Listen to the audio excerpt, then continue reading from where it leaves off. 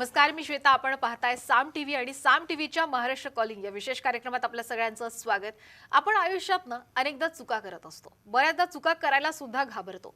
पण या चुका आपल्या आयुष्याला कदाचित एक वेगळं वळण सुद्धा देऊ शकतात.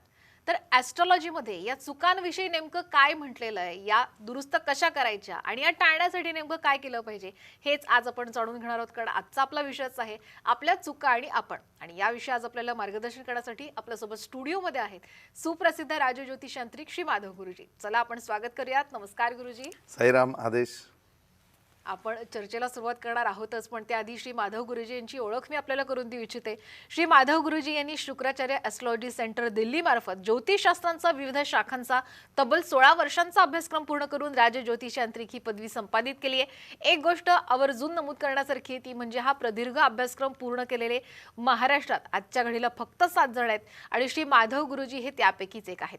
श्री माधव गुरुजी हे रायगड जिल्ह्यातील असून त्यांच्या घराण्याला ज्योतिष विद्याशास्त्रांची 7 पिढ्यांची परंपरा आहे आणि श्री माधव गुरुजी हे 7वे वंशज असून हे कार्य आणि घराण्याची ज्योतिषशास्त्राची परंपरा ते खूप छान पद्धतीने पुढे चालवतात. तसंच श्री माधव गुरुजी हे कायद्याचे पदवीधर सुद्धा आहेत. प्रतिभा ॲस्ट्रॉलॉजी रिसर्च सेंटर हे पनवेल आणि दादर इथं असून श्री माधव गुरुजी या दोन्ही सेंटरमध्ये आपली सेवा पुरवत असतात. श्री माधव गुरुजी यांना भेटण्यासाठी आपण पनवेल या सेंटरवर सोमवार ते शुक्रवार या दिवशी प्रत्येक शनिवारी आणि रविवारी शिवाजी पार्क दादर इथं सुद्धा त्यांना आपण भेटू शकता. तसंच श्री माधव गुरुजी यांचं मार्गदर्शन पुण्यामध्ये सुद्धा आपल्याला लाभणार आहे. त्यामुळे ज्यांना कोणाला श्री माधव गुरुजी यांना भेटायचे त्यांनी खाली जो नंबर दिलाय त्यावर नक्की संपर्क साधा. याशिवाय गिरनार यात्रा, दत्तपीठ, नर्मदा परिक्रमा, चारधाम यात्रा अशा धार्मिक यात्रा सुद्धा श्री माधव गुरुजी नियोजित करत असतात. तर आपण याचा सुद्धा लाभ घेऊ शकता. स्वतः श्री माधव गुरुजी यांच्यासोबत आध्यात्मिक साधनेसहित धार्मिक यात्रेचा लाभ घेऊ शकता. यासाठी सुद्धा खाली जो क्रमांक दिलाय त्यावर नक्कीच संपर्क साधा. गुरुजींचं आणखीन एक वैशिष्ट्य आहे ते म्हणजे गुरुजींचा राधेय फाउंडेशन नावाची बहुउद्देशीय ट्रस्ट आहे. तसंच गुरुजींचं शिक्षण क्षेत्रात सुद्धा मोठं योगदान आहे. बाबा इंटरनॅशनल नावाची CBSE स्कूल कर्जत इथं आहे, ते त्याचे प्रेसिडेंट सुद्धा आहे. चला तर मग आजच्या या चर्चेला आपण सुरुवात करणार आहोत. गुरुजी, आजचा विषयच खूप महत्त्वाचा आणि खूप छान आपण निवडलेला आहे की आपल्या चुका आणि आपण. चुका करायला कोणीही खरं तर थोडासा घाबरत असतो. तर मुळात चुका ही जी संकल्पना नेमकी काय, त्याची पूर्वपीठिका काय, काही सांगू शकाल का?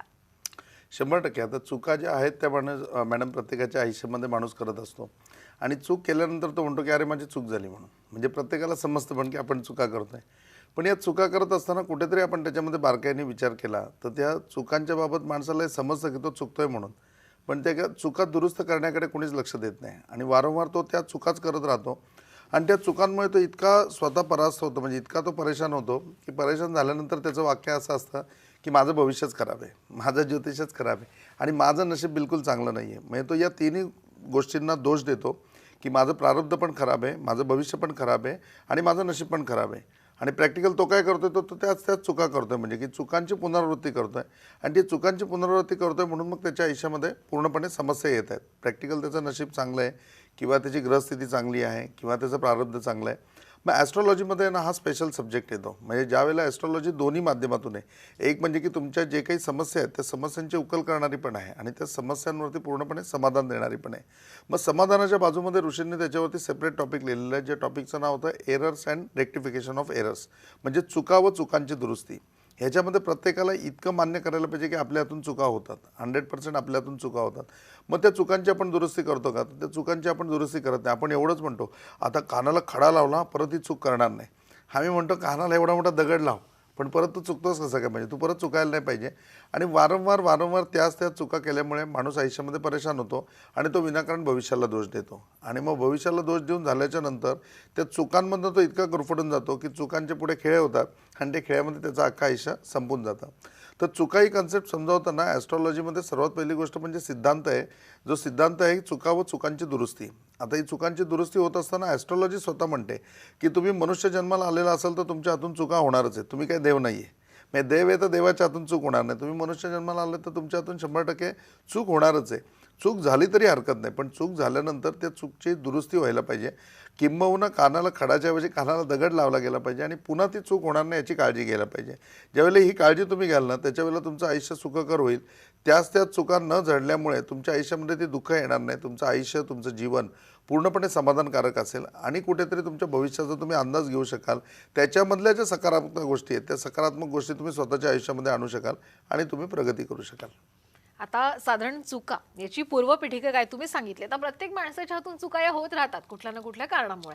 तर या चुका नेमक्या घडण्यामागची कारणं काय हे सांगू शकाल का? आता कारणं घडताना म्हणजे की मॅडम ज्यावेळेला चुका आपल्या आयुष्यामध्ये घडतात, आता एक विषय आपण प्रत्येकजण मान्य करेल किंवा माझ्या आयुष्यामध्ये चुका घडतात. मग त्याला विचारलं की बाबा का तू चुका करतोस, तुझ्या याच्यामध्ये म्हणजे की विनाकारण या चुका होतात, तर असं होणार नाही. प्रत्येक गोष्टीमागे काही ना काही कारण असेल, तेव्हाच तुमच्या आयुष्यामध्ये चुका होतील. मग त्याच्यामध्ये तुम्ही असं म्हणाल की बाबा नाही, विनाकारण माझ्या आयुष्यामध्ये चुका होत नाही. मग तुम्ही मुद्दामून त्या चुका घडवता का? तर मुद्दामून कुणाला असं वाटेल की माझं वाईट व्हावं किंवा माझी कुठे प्रगती होणार, माझी अधोगती व्हावी किंवा कितीतरी चुकांचे साईड इफेक्ट आहेत. म्हणजे तर जे कुणालाच वाटत नाही की आपल्या आयुष्यामध्ये काही निगेटिव्ह असावं, आपल्या आयुष्यामध्ये काही प्रॉब्लेमॅटिक असावं, असं कुणाला पण वाटत नाही. प्रत्येकाला असं वाटतं की नाही, मी पॉझिटिव्ह असावं, प्रत्येकाला वाटतं मी प्रगती करावी, प्रत्येकाला असं वाटतं की जे स्वप्न मी बघितलं आहे किंवा जी माझी स्वप्नातलं जीवन आहे ते स्वप्नातलं जीवन मला मिळावं आणि त्याकरता संपूर्ण मी जे काही परिश्रम आहे ते करायला तयार आहे.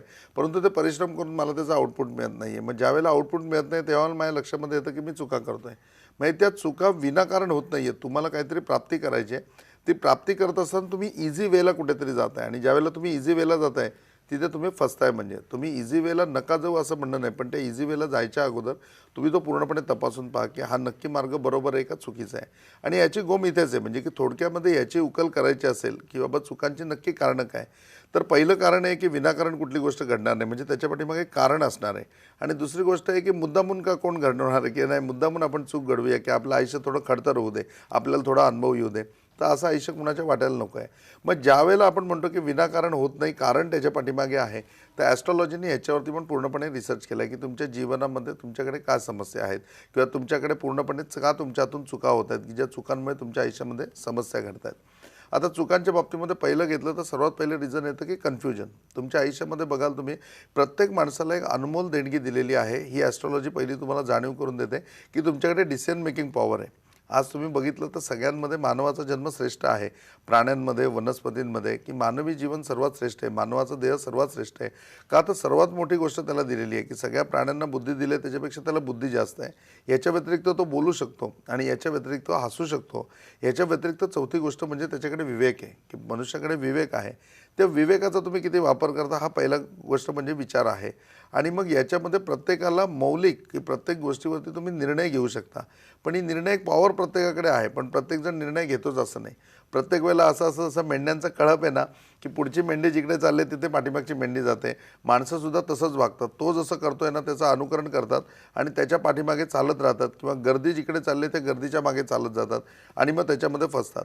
मग त्याच्यामध्ये कन्फ्युजन, पुन्हा मी इकडे जाऊ का मी इकडे जाऊ, म्हणजे स्वतःचा निर्णयच नाही. प्रत्येक परिस्थितीमध्ये तुम्ही डोलायमान असाल, म्हणजे तुमचा स्वतःचा निर्णय होत नसेल तर कन्फ्युजन हे सर्वात पहिले कारण आहे की कन्फ्युजनमुळे तुमच्या आयुष्यामध्ये चुका होणार. तुम्ही जिथे गर्दी दिसते त्या गर्दीच्या माध्यमातून गेले किंवा जिथली जी जाहिरात होती त्या जाहिरातीच्या मागे गेले, तुम्ही पूर्णपणे त्याच्यामध्ये फसले. आता याच्यामध्ये सेकंड टॉपिक येतो की जसं कन्फ्युजन आहे तसं काही लोकांच्या आयुष्यामध्ये ओव्हर कॉन्फिडन्स आहे. म्हणजे प्रचंड ओव्हर कॉन्फिडन्स आहे की तुमच्या चुकीचं कारण काय, तर तुमचं ओव्हर कॉन्फिडन्स. मग त्या ओव्हर कॉन्फिडन्स बघितलं तर प्रत्येक गोष्टीमध्ये की त्या गोष्टीचं तू ज्यावेळेला आव्हान घेतोयस किंवा एखादी गोष्ट तू करायचा विचार करतोयस तर कुठेतरी त्याचं कागदावर गणित मांड. आर्थिक बाजूने तू भक्कम आहेस ना बघ, सामाजिक त्याच्यामध्ये जो भाग लागणार आहे त्याच्यामध्ये कुणाची मदत तुला घ्यायला आवश्यक आहे, कुणाची मदत घेणं आवश्यक आहे का, नसेल तर तुझ्याकडे तेवढ्या एजन्सीज किंवा तेवढं सगळं तू उभं करू शकतो का, तेवढं मनुष्यबळ तू आणू शकतो का, या गोष्टीचा विचार करायला पाहिजे. म्हणजे प्रत्येक गोष्टीचा आपल्याला विचार करत असताना आर्थिक आणि सामाजिक या दोन्ही पातळीवरती त्या गोष्टींचा आपण विचार करायला पाहिजे. ज्यावेळेला त्या गोष्टींचा आपण विचार करू त्यावेळेला ते कम्प्लिटेशन होईल. पण आपण ओव्हर कॉन्फिडन्समध्ये असू की नाही आपलं सगळं बरोबर आहे, नाही आपलं सगळं तसं होणारच आहे, त्याच्यामधनं साध्य काही होणार नाही. तो ओव्हर कॉन्फिडन्सची दुसरी अवस्था आहे. तिसरी अवस्था त्याच्यामध्ये असतं की 90% लोकांच्या बाबतीमध्ये ही मोठी चूक असते, ती म्हणजे त्यांचा आळस, प्रचंड लेझिनेस. कुठलीही गोष्ट जी आहे ती कुठलीही गोष्ट जी करायचीच नाही, फक्त पोस्टपोन करायची. आज करायची ती उद्या करू, उद्या करायची ती परवा करू, परवा करायची तेरवा करू. ओन्ली पोस्टपोन पोस्टपोन पोस्टपोन करत राहायचं. कुठल्याही गोष्टीमध्ये तुम्हाला सक्सेस किंवा अनसक्सेस हा तेव्हाच मिळेल जेव्हा ती गोष्ट सुरुवात होईल. यांच्याकडे अशी चूक असते की हे एवढे आळशी असतात की यांची कुठली गोष्ट सुरूच होत नाही, त्यामुळे त्यांना यशही मिळत नाही आणि अपयशही मिळत नाही. चौथी गोष्ट स्वतःच्या बाबतीतलं पूर्ण अज्ञान. आपल्या कमाल मर्यादा किती आहेत, आपल्या किमान मर्यादा किती आहेत. म्हणजे आपल्याकडे एक म्हण आहे बघा की हंतरून पाहून पाय पसरायचा. तर ते हंतरून पाहून पाय पसरणं हा विषयच नसतो. म्हणजे कमाल आणि किमान मर्यादेचे अंदाजच नसतो, किंबहुना स्वतःची पूर्णपणे ओळख नसते की आपण स्वतः काय आहोत किंवा आपल्याला किती पाठबळ आहे. ही सर्वात मोठी चूक आहे. म्हणजे सर्वात पहिली गोष्ट म्हणजे की तुम्ही स्वतःला ओळखायला पाहिजे. ह्याच्या पुढच्या अवस्थेमध्ये येते की असमाधान वृत्ती, म्हणजे प्रत्येक गोष्टीमध्ये समाधानी वृत्ती पाहिजे. समाधानी वृत्ती पाहिजे म्हणजे निश्चितपणे तुम्ही अगदी प्रत्येक गोष्टीमध्ये हव्यास ठेवणार की मला एवढं मिळायला पाहिजे, एक टार्गेट ठेवायला पाहिजे, त्याच्याबरोबर एक डेस्टिनेशन असायला पाहिजे. डेफिनेटली या गोष्टी असायला पाहिजेत, परंतु ते साध्य झाल्याच्या नंतर कुठे थांबायचं हे सुद्धा तुम्हाला समजलं पाहिजे. तर माणसाची असमाधानकारक वृत्ती ज्यावेळेला येते त्यावेळेला प्रत्येक ठिकाणी स्पर्धा निर्माण होते, आणि जेव्हा स्पर्धा निर्माण होते त्यावेळेला म्हणतात ना, अशी असंगाशी संघ आणि प्राणाची गाठ. मग तिथे तुमचं कुठलंच गणित बसत नाही आणि तुम्ही एकीकडे यश मिळवत असता, पण त्या यशाची तुम्हाला किंमत राहत नाही आणि तुम्ही उगाचच धावत राहता. मग तुम्हाला मिळवायचं काय हे तुम्हालाही मिळत नाही आणि शेवटी असं होतं की जीव जायची वेळ येते आणि हातापदरामध्ये काहीच पडत नाही. तर ही सर्वात मोठी चूक आहे की असमाधान वृत्ती. आणि या सगळ्याचा ज्यावेळेला ज्योतिषशास्त्रामध्ये अभ्यास केला जातो त्यावेळेला याच्यामध्ये जसं म्हणजे की errors and rectification of errors, तर याला सोल्युशन दिलं जातं. तर याच्या सोल्युशनचा लिहित असताना त्याच्यामधला मार्मिक चुकांचा विचार करताना चुकांची दोनच कारणं ॲस्ट्रॉलॉजी देते की हा सगळा एक टॉपिक आहे की मी डायरेक्ट फक्त तुम्हाला 2 भाग सांगितले तर ते तुम्हाला समजणार नाहीत. म्हणजे आणि तुम्हाला पूर्णपणे समजायला पाहिजे की तुमच्या आयुष्यामध्ये तुम्ही चुका करायचे थांबले पाहिजेत आणि ज्या चुका तुम्ही आयुष्यात अगोदर केल्यात त्या तुम्ही सुधारवल्या पाहिजेत, म्हणजे दुरुस्त करायला पाहिजेत. मग हा उद्देश आहे ना, तर तो उद्देश सफल होण्याकरता हे सगळं तुम्हाला अगदी डिटेलमध्ये सांगणं आहे. प्रॅक्टिकल ॲस्ट्रॉलॉजी असं सांगते की 2च गोष्टीमुळे तुमच्या चुका होतात, तुमच्या जीवनामध्ये चुका तुम्ही घडवू शकता किंवा घडतात. याचं सर्वात बेसिक कारण काय असेल तर सर्वात पहिली गोष्ट म्हणजे घाई. प्रत्येक गोष्टीमध्ये अतिघाई. काही लोक तुम्ही बघा की त्यांना एवढी घाई असते ना की अगदी म्हणजे की रस्त्यावर सुद्धा बोर्ड लावलेले असतात की अति घाई आणि संकटात नाही, की तुम्ही कुठल्याही गोष्टीमध्ये अति घाई केली की त्याच्यामधनं तुम्हाला निष्पन्न काही मिळणार नाही. तुमच्यावरती संकटच येऊ शकतात, तुमच्यावरती पूर्णपणे त्याचे दुष्परिणाम होऊ शकतात. तर त्या याच्याप्रमाणे सर्वात पहिली गोष्ट म्हणजे की घाई. आणि याच्यावरती सोल्युशन म्हणून किंवा याच्यामध्ये काय वापरायचं आहे तर पेशन्स वापरायचे. तुमचे पेशन्स याच्यामध्ये डेव्हलप व्हायला पाहिजे. ज्यावेळेला तुमचे पेशन्स याच्यामध्ये डेव्हलप होतील त्यावेळेला या सगळ्या गोष्टी तुमच्या हातामध्ये पूर्णपणे प्राप्त होतील. याच्यामध्ये महत्त्वाच्या गोष्टीमध्ये पुढे आपण ज्या वेळेला बघतो त्याच्यावेळेला स्पर्धात्मक प्रत्येक गोष्टीमध्ये तुलना करणं, प्रत्येक गोष्टीमध्ये स्पर्धा करणं, या सगळ्या गोष्टी चुका करण्याकरता तुम्हाला इन्व्हिटेशन आहेत की या सगळ्या गोष्टींच्या माध्यमातून तुम्ही त्याच्यामध्ये 100% चुकाच करू शकता आणि त्या चुकांमधून तुम्हाला साध्य काही होत नाही आणि त्या चुका तुमच्या दुरुस्त केल्या जात नाही. आता नॉर्मली तुम्ही बघाल तर एखादं एक उदाहरण आपण घेतलं की एखादा माणूस असतो की जो आर्थिक समस्यावरतीच असतो. मग आर्थिक समस्यावरती असताना असं होतं की त्याचे भरपूर कर्ज काढलेलं असतं. मग ते कर्ज त्याला फेडता येत नाही. मग ते कर्ज फेडण्याकरता पुन्हा तो कर्ज काढतो, पुन्हा कर्ज काढून मग त्या कर्जाचे हप्ते भरतो. मग ह्या सगळ्या कर्जांचे हप्ते भरण्याकरता आणखीन एक नवीन कर्ज काढतो. मग अशा माणसाला बघितलं त्याच्या आयुष्यात पहिलं त्यांनी कर्ज घेतलं हे जर चूक असेल तर त्याच्याबरोबर तो जेवढी कर्ज घेतोय ते सगळी चुकीचं आहे. म्हणजे तू कर्ज तेवढंच घे की जे तुझ्या इन्कममधनं फेडलं जाणार आहे. ज्यावेळेला ते तुझ्या इन्कममधनं फेडलं जाणार नाही एवढं मोठं तू कर्ज घेतोय तर ती तुझी पहिली चूक आहे. आणि मग ती पहिली चूक आहे ती वारंवार तुला चुकाच करायला लावते. मग अशी व्यक्ती आमच्याकडे येते, काय सांगायचं तुम्हाला, माझ्यावरती आर्थिक संकट आहे, माझ्यावरती पूर्णपणे कर्जाचा बोजा आहे, माझं कर्जकुर्ची कमीच होत नाही. अरे कमी होईल कशाला, तू प्रत्येक महिन्याला नवीन कर्ज घेतोय आणि त्या कर्जामधूनच तू कर्ज भरतोय. मग म्हणला ह्याच्यातून मी कसं बाहेर पडेन, तर मग त्यावेळेला ॲस्ट्रॉलॉजी पहिला सल्ला देते की तुम्ही या चुका बंद करा.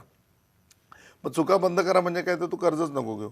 तो म्हणला असं कसं, लोक माझ्या दाराशी येतील, तमाशा करतील, मी असं केलं तसं केलं. म्हटलं तर काही होत नाही, तू ही भीती पहिली सोडून दे. म्हणजे आणि एकदा तू कर्ज न घेता तू आहे या परिस्थितीला सामोरं जा, मग बघ काय होतं ते. आणि मग ज्या वेळेला त्यांनी हे समाधान वापरलं की आपण यावेळेला कर्ज नाही घ्यायचा आणि आपण पूर्णपणे म्हणजे की जे लोक आले त्याच्याकडे पैसे मागायला त्यांनी सांगितलं की नाही म्हणून मला शक्य, मला नाही आता देणं म्हणून शक्य. काय नाही, ते लोक म्हणले मग तू कधी देणार आहे सांग, आम्हाला त्याचा चेक दे, ह्या दे. मग त्याच्यानंतर मी याला म्हटलं की तू 3-1 महिन्याचा वेळ घ्या आणि 3 महिन्याचा त्यांना चेक दे, मग बघू काय करायचं. मग 3 महिन्याचा त्यांनी चेक देऊन दिला. म्हणजे 3 महिने तो पूर्ण शांत राहिला, किती लोक त्रास द्यायला येणार नाही. आणि 3 महिन्यामध्ये मग त्यांनी हा गोष्टीचा विचार करायला लागला की आता कर्ज घ्यायचं नाही आहे तर मग यांची कर्ज फेडायची कशी. आणि मग त्यावेळेला जी काही कर्जावर रक्कम त्याच्यावरती तो 10%, 5%, 8%, 3%, 2% ह्या टक्क्यांनी व्याज भरत होता, तेवढी सगळी रक्कम त्याला बिना व्याजी मिळाली आणि त्यांनी सगळ्यांचे पैसे पेड करून टाकले. आता त्याचा पगार हातामध्ये येतो, ज्या पगारामधनं त्याचा म्हणजे की पूर्णपणे जे मुद्दल आहे की ज्याच्यावरती 1 रुपया पण व्याज नाही त्याचाही हप्ता जातो. राहिलेल्या पैशामध्ये टामटुमीमध्ये घर चालतं. आता हे सगळं झाल्यानंतर त्याला समजलं की आपण जे चूक केली त्या चुकीची आपण दुरुस्ती केली की आता आपण कर्ज घ्यायचं नाही. आता हा पट्ट्यावाला म्हणतो की मी एक काम करू का, हाऊसिंग लोन घेऊ का आणि एकमार्गी कर्ज घेऊ का की जेणेकरून ती मदत आहे ती पूर्णपणे पेड होऊन जाईल. मी म्हटलं अरे बाबा, तू पहिली चूक जी केली होती कर्ज घेऊन ती फेडण्याकरता किंवा ते कर्ज फेडण्याकरता तू वारंवार चुका करत होता, आता तू त्याच्यातून बाहेर निघाला, परत कशाला चूक करतो. म्हणजे माणसाची जी टेंडन्सी आहे चुका करायची ती वारंवार माणूस चुका करत राहतो. त्या चुका करायच्या थांबायला पाहिजेत आणि मग त्याच्यावरती चुकांची दुरुस्ती करायला पाहिजे. हा सर्वात महत्त्वाचा विषय आहे की जर तुम्हाला तुमचं भविष्य डेव्हलप करायचं असेल, तुम्हाला तुमचं भविष्य उज्ज्वल करायचं असेल, तुम्हाला यश म्हणजे यशोदीप लावायचा असेल तर तुम्हाला चुका बंद करायला पाहिजेत आणि झालेल्या चुकांची दुरुस्ती करायला पाहिजे. नाही, आता चुका नेमकं का होतं त्याच्यामागची कारणं तर तुम्ही सांगितली, तरी चुका या आयुष्यात होतातच. आता ते दुरुस्त करायची समजा जर इच्छा असेल तर ॲस्ट्रॉलॉजीमध्ये काय मार्गदर्शन आहे? ॲस्ट्रॉलॉजीमध्ये सर्वात मोठं मूलभूत मार्गदर्शन आहे की ॲस्ट्रॉलॉजी हे शास्त्रच पूर्णपणे मार्गदर्शनाचं आहे की याच्यामध्ये प्रामुख्याने मार्गदर्शनच केलं जातं. आता मार्गदर्शनामध्ये तुम्ही बघाल तर याच्यामधला जी म्हणजे आपण म्हणतो मेक जी आहे ती मेक आहे की घाई याच्यामध्ये माणूस जास्तीत जास्त करतो आणि घाई करतो, त्यामुळे त्याच्या जीवनामध्ये पूर्णपणे त्रास राहतो किंवा त्याच्या जीवनामध्ये पूर्णपणे समस्या राहतात किंवा त्याच्या जीवनामध्ये पूर्णपणे चुका उद्भवल्या जातात आणि चुका तो केल्या जातो. तर ॲस्ट्रॉलॉजी पहिलं सांगतं की तू याच्यामध्ये म्हणजे की कुठल्याही परिस्थितीमध्ये घाई नको करू, प्रत्येक गोष्टीचं पूर्णपणे शांतपणे विचार कर, त्याची पूर्णपणे जी काही आहे ती कागदावरती त्याची रूपरेषा आख आणि मग त्याप्रमाणे निर्णय घे आणि त्याप्रमाणे कामाला लाग. तर डेफिनेटली तुझ्या आयुष्यामध्ये पहिली गोष्ट म्हणजे की चुका होणार नाहीत. दुसरी गोष्ट अशी आहे की पेशन्सली वर्क करायला पाहिजे की आपण चुका करायचं जेव्हा थांबू त्यावेळेला ह्या चुका आपण याच्या अगोदर केलेल्या आहेत लाईफमध्ये त्या दुरुस्त करायला घेतल्या पाहिजेत आणि त्याच्यावरती नक्की काय समाधान आहे त्या समाधानाचा विचार करायला पाहिजे. म्हणजे या गोष्टी करता दोन गोष्टी तुमच्या मारक शरीरामध्ये यायला पाहिजेत. एक तर तुमची घाई निघून जायला पाहिजे आणि संत गतीने असं नाही, परंतु प्रॅक्टिकल जो तुम्हाला अपेक्षित कालावधी किंवा प्रॅक्टिकल जो स्पीड आहे तो स्पीड तुम्हाला पाहिजे. त्याच्यावरती ओव्हर स्पीड करण्यामध्ये घाई करण्यामध्ये काही अर्थ नाही.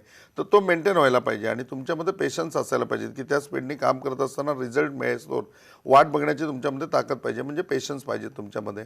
मग हे पेशन्स तुमच्यामध्ये निर्माण होण्याकरता खूप सोप्या सोप्या उपासना ॲस्ट्रॉलॉजी देते. म्हणजे असं नाही की तुम्हाला प्रत्येक वेळेला रुद्राक्ष वापरायला पाहिजे, यंत्र वापरायला पाहिजे. ह्याच्यामध्ये स्पेसिफिक जर आपण कॅल्क्युलेशन केलं तर या स्पेसिफिक कॅल्क्युलेशनमध्ये तुम्हाला म्हणजे की शनिवारचा उपास हा खूप लाभदायक होतो की शनिवारचा उपास केल्यामुळे तुमचे पेशन्स वाढतात. तुम्ही डेली मारुतीचं दर्शन मंदिरामध्ये घेऊ जाऊ शकता की ज्याच्यामुळे तुमचा कॉन्फिडन्स लेवल वाढेल, तुम्ही कुठल्याही गोष्टीमध्ये व्यवस्थित डिसिजन घेऊ शकाल. आणि तिसरी महत्त्वाची गोष्ट याच्यामध्ये जी येते ती तिसरी महत्त्वाची गोष्ट याच्यामध्ये ती येते की तुम्ही हनुमान चाळीसाचं रेग्युलर पठण करायला पाहिजे.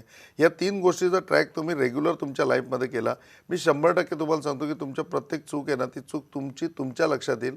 तुम्ही स्वतःहून ती बंद कराल, किंबहुना तुमच्यामध्ये इतके पेशन्स निर्माण होतील की तुम्ही स्वतः त्या चुका रेक्टिफाय करायला लागाल, तुम्ही त्या चुकांची दुरुस्ती करायला लागाल. याच्या उपरांत पुढे जाऊन ॲस्ट्रॉलॉजीमध्ये याच्यामध्ये गणेश रुद्राक्ष येतो की गणेश रुद्राक्ष आम्ही वापरायला सांगतो. जो गणेश रुद्राक्ष तुमच्या आयुष्यामध्ये पूर्णपणे मंगलमय गोष्टी घडवतो, किंबहुना प्रत्येक गोष्टीमध्ये तुमचं बौद्धिक तत्व जागृत होतं की कुठलीही गोष्ट करायच्या अगोदर ही करून तुमचं काय नुकसान आहे, ही करून तुमचा काय फायदा आहे, ही तुम्ही करायला पाहिजे का तुम्ही नाही करायला पाहिजे, हे सगळे ॲडवाईस तुमच्याकडे रेडी होतात. म्हणजे की तेवढं तत्व तुमच्यामध्ये डेव्हलप होतं, ते बौद्धिक तत्व तुमच्यामध्ये आलेलं असतं. त्याच्यामुळे म्हणजे की गणेश रुद्राक्ष हा त्याच्यामध्ये खूप इफेक्टिव्ह येतो. तिसरं याच्यामध्ये सर्व कार्य सिद्धी यंत्र येतं की कुठलंही कार्य साध्य करायचं असेल, मग चुका बंद करायच्या असतील किंवा चुकांची दुरुस्ती करायची असेल तर त्याच्यामध्ये हे महत्त्वाचं येतं. तर सर्व कार्य सिद्धी आपण त्याच्यामध्ये प्रामुख्याने पूर्णपणे वापरू शकतो. आणि चौथं याच्यामध्ये सर्वात महत्त्वाचं येतं त्याच्यामध्ये म्हणजे की उपासनेच्या बाबतीमध्ये एक ओपेल म्हणून रत्न येतं. जे ओपेल रत्न तुम्ही याच्यामध्ये वापरू शकता. चंद्रहंस म्हणून एक रत्न येतं, ते चंद्रहंस रत्न तुम्ही याच्यामध्ये वापरू शकता की जेणेकरून याच्याने तुमच्या हातून चुका होणार नाहीत. म्हणजे आणि तुमच्यामध्ये इतके पेशन्स येतील की ज्या चुका तुम्ही आता लाईफमध्ये करता आहात त्या तुमच्या लक्षात पण येतील आणि त्या चुका थांबवाल पण तुम्ही आणि त्याच्यावरती म्हणजे या चुका ज्या झालेल्या आहेत त्याची दुरुस्ती करण्यामध्ये पण पूर्णपणे तुम्ही वेळ देऊ शकाल आणि तुमच्या आयुष्याचं कल्याण साधू शकाल. आणि खरंच साधे सोपे खूप छान उपाय तुम्ही सांगितले. हे जर उपाय केले तर अर्थात कोणताही निर्णय आपला चुकेल ही भीतीच मुळात राहणार नाही. तर असे साधारण उपाय केल्यानंतर चांगला अनुभव आला असे की तुम्ही नेहमी खरं प्रत्येक आपल्या कार्यक्रमात अनुभव सांगत असतात, तर काय अनुभव आता सांगू शकाल का? मॅडम, अनुभवाच्या बाबतीमध्ये सांगायचं झालं तर असे खूप सारे अनुभव आहेत म्हणजे की चुकांमुळेच माणूस हे करतो. जसं मी आर्थिक याचं उदाहरण तुम्हाला दिलेलं की प्रत्येक माणूस जो म्हणतो की मी कर्जबाजारीपणामध्ये आहे, माझ्या आयुष्यामध्ये कर्ज भरपूर आहे आणि कर्जामुळे माझ्या आयुष्यामध्ये समस्या निर्माण होत आहेत, तर मग त्या कर्जाच्या याच्यामध्ये तू वारंवार कर्ज घ्यायचं जे तू करतोयस ते तू बंद करायला पाहिजे. तर ते बंद करून त्यावेळेला कम्प्लिटेशन होईल. पण अशा पण काही समस्या जीवनामध्ये आहेत की हे कर्ज करायचं थांबवू शकतो, परंतु उद्या एखाद्याचं लग्न जमत नाही आहे आणि लग्न जमत नाही याला कारण ॲस्ट्रॉलॉजी सांगते की तुझी चूक आहे म्हणून. तर मग त्या माणसाने असं कसं ठरवायचं की बाबा मग मी आता चूक करायचं बंद करायचं म्हणजे मी करायचं काय, म्हणजे मुली बघणं बंद करायचं किंवा काय करायचं, म्हणजे की ह्या चुकीला काय समाधान असू शकतं. तर जसं याच्यामधलं एक उदाहरण या ठिकाणी द्यावं असं वाटतं की एक मुलगी आहे, ती बँकेमध्ये कामाला आहे. बँकेमध्ये ती ॲज अ कॅशियर म्हणून आहे. 50,000च्या वरती तिला पगार आहे आणि ती दिसायला पण सुंदर आहे, म्हणजे की अगदी नीटनेटकी आहे ती, म्हणजे की तिचा स्वभाव चांगला आहे. त्याचबरोबर म्हणजे की तिच्या बॉडी लँग्वेजवरनं किंवा तिच्या स्वभावावरनं लक्षात येतं की ती कुटुंबवत्सल आहे, ती कुटुंब सांभाळणारी आहे. आणि मग म्हणजे की बँकेमध्ये जॉब करणारी आहे तर तिला कॉर्पोरेट मॅनर्स पण आहेत, म्हणजे की ती पूर्ण घर आणि बाकी सोसायटीमध्ये सुद्धा खूप व्यवस्थित राहू शकते, तिच्या नवऱ्याला व्यवस्थित सांभाळू शकते, नवऱ्याचं घरदार सांभाळू शकते. असं असताना वयाची 35 ओलांडली तरी तिचं लग्न होत नाही. म्हणजे मग त्यावेळेला ती ॲस्ट्रॉलॉजीमध्ये येते की माझं नक्की काय कारण आहे, कारण सगळे ज्योतिषी सांगतात की हे करा, ते करा, ते करा, ते करा, आणि सगळे उपाय माझे करून झालेले आहेत. आता हे उपाय करून होऊन पण माझं लग्न जमत नाही, तर मी काय करायचं? मग त्यावेळेला तिला सांगितलं की बा तुझं लग्न जमत नाही किंवा हे होत नाही, तर याच्यावरती सर्वात महत्त्वाचा विचार आणि सर्वात महत्त्वाचा उपाय हा आहे, म्हणजे की तू याच्यामध्ये तुझ्या चुका बंद कर. तर म्हणले चुका काय करते म्हणून मी म्हणलं लग्नाला तुम्हाला स्थळं कोण बघतात? ते म्हणजे माझे आई वडील बघतात. म्हणून तुम्ही त्याच्यामध्ये किती वेळ देता? म्हणजे नाही, म्हणजे ते जे सिलेक्ट करतात तेच मी बघतो. आता हिला म्हणजे 50,000च्या वरती पगार आहे, म्हणून आई वडील जो मुलगा बघत होते तो हिच्यापेक्षा जास्त पगाराचा, मग तो मुंबईमध्येच पाहिजे, मग ह्या सगळ्या कंडिशन, मग त्या सगळ्या कंडिशन ज्या आहेत त्या कंडिशन तिने वाचून दाखवल्यावर मी म्हटलं की आता तुम्ही मुलगा म्हणून विचार करा की ह्या कंडिशनमध्ये जो मुलगा असेल तो तुमच्याकडे कशाला येईल, म्हणजे तो त्याच्यापेक्षा त्याच्या स्वतःच्या कंडिशन ठेवेल आणि तो स्वतः बघेल, आणि याच्या खालचे लोक असतील ते तुमच्या आईवडिलांना ॲक्सेप्ट होणार नाही, किंवा तुमचं लग्नच होणार नाही. तुम्ही त्यांना सांगा की लग्न मला करायचं आहे आणि माझ्या पद्धतीने बघते, आणि तुम्हाला सिरियसली लग्न करायचं असेल तर तुम्ही स्वतः हातामध्ये घ्या, मी तुम्हाला स्टॅम्प पेपरवरती लिहून देतो की 30 दिवसाच्या आत तुमचं लग्न जमलं असेल. आणि त्याप्रमाणे तिने ते ऐकल्यानंतर तिने म्हणजे की या गोष्टीचं इम्प्लिमेंट केलं की तिने ते स्वतः सगळं हातामध्ये घेतलं. आणि ते झाल्यानंतर असं आलं की ते हेड ऑफिसला गेल्यानंतर तिथे तिच्या मैत्रिणीला तिने सांगितलं. त्यावेळेला ती म्हणली की अगं आपल्या या ब्रँचचा कॅशियर जो आहे त्याला तू खूप आवडते, तो तुला प्रपोज करणार आहे, पण केवळ या गोष्टीमुळे घाबरतो. मग त्याने तिला प्रपोज केलं आणि ती हो म्हणली, आणि 30 दिवस पण नाही गेले, 20व्या दिवशी तिचं लग्न झालं. म्हणजे थोडक्यामध्ये एवढे दिवस चूक कशामुळे होत होती? तर चूक त्याच गोष्टीमुळे होत होती की वारंवार त्याच चुका, की आई वडील बघणार आहेत, लग्न तुम्हाला करायचं तर तुम्ही लक्ष द्यायला पाहिजे, तुम्ही त्याच्यामध्ये इन्व्हॉल्वमेंट घ्यायला पाहिजे. अशा छोट्या छोट्या चुका असतात, म्हणजे ज्या चुका जाणून घ्यायला पाहिजे. जाणून घेऊन झाल्यानंतर त्याच्यावरती आपल्याला त्या दुरुस्त करायला पाहिजे. खऱ्या अर्थाने ॲस्ट्रॉलॉजीचं जर मदत घेतली तर कोणताही डिसिजन जो आहे हा आपला चुकेल ही भीती मुळात राहणार नाही. खरंच गुरुजी इथे आलात, खूप छान मार्गदर्शन केलं, मनापासून धन्यवाद. साईनाथ आप सबकी भली करे, गुरु गोरक्षनाथ आप सबकी भली करे, आप सबका जीवन मंगलमय हो. ओम साईराम. यानंतर महाराष्ट्र कॉलिंग मध्ये वेळ झाली इथेच थांबण्याची. आपण कुठेही जाऊ नका, पाहत रहा साम टीव्ही.